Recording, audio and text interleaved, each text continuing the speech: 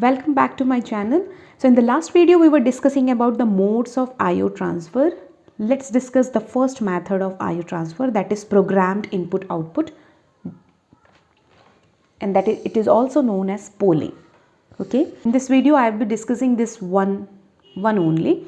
So the programmed input output technique, we transfer the data from the input output devices to the CPU when we will get the instruction from the CPU for performing anything, right? So when a processor is executing any program and issues an instruction relating to IO, like अगर processor ने एक IO instruction generate किया है, then input output module will perform the required action. जो भी whatever input output operation instruction will be given by the CPU, input output module will perform the same and then set the appropriate bits in the input output status register, and it will take no further action.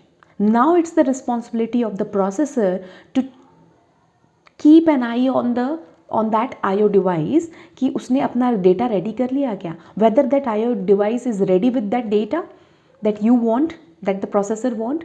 The processor keeps on checking the status of the IO device, whether the data is ready, whether the data is ready, whether the data is ready, and that time until that data will be provided by that IO devices, processor will do nothing.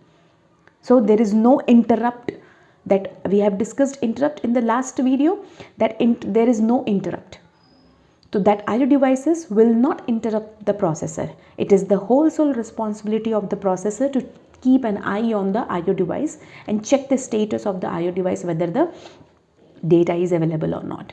So thus, it is the responsibility of a processor to check the status of the input-output module periodically until it finds that the operation is complete. Okay? And it is the responsibility of the processor for extracting data from main memory for output and storing data in memory for input. It is a time-consuming process that keeps the processor busy. Have you understood? This is busy waiting, where the processor is busy waiting there. It is waiting for the IO device. It is waiting for the data which will be provided by the IO devices, right? So let's see how it will be done in a flow chart.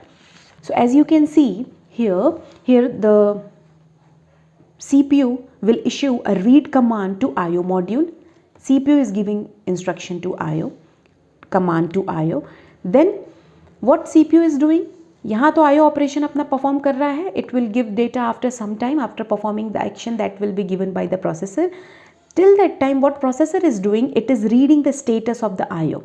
IO से CPU में आएगा जो status, and CPU is doing or reading that status. It is checking the status. If there is error condition, तो बाहर. If it is not ready, then again it is checking. जब तक not ready, तब तक it is checking the status of the IO device. Once it is ready, it will read the word which is available in the IO device. ठीक है?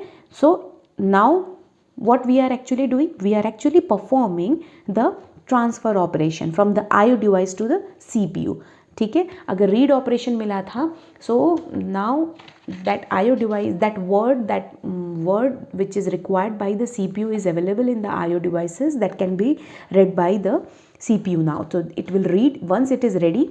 Once the data which is required by the processor is ready, it will read the word from the IO module and then it will write that into memory.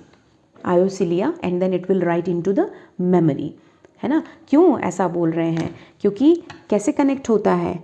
CPU हमारा ऐसा है, हमने last video में देखा है, इधर हमारे IO devices होते हैं, ये सारे हमारे IO डिवाइसेस होते हैं, and here we have main memory. ठीक है? तो IO डिवाइसेस से डेटा लेके CPU ने मेन मेमोरी में राइट किया. Fine. So once the task of input और रीड और write task is done, then next instruction can be executed. Till that time, processor is just wasting its cycle. 1 million instructions can be executed per second, जिसमें वो just wait कर रहा था. It is just checking. it is just checking the status of the IO device, and if it is not done, it will again issue the read command to the IO device, like that. So this is the program input output modes of IO transfer, where the processor is busy waiting to check the status of the IO devices to check IO devices whether the data is ready or not. Once it is ready, it will read it from there and write it into the memory, and then it will go to the next instruction. Okay, so this is the way here program input output performed. In the next video, we will be discussing about the interrupt driven input output modes of transfer. The link for that video is given in the description box. Thank you so much. Please hit the like button if you have understood, if you get something from this video, if you understood this programmed input output, and please subscribe my channel. Thank you so much for watching.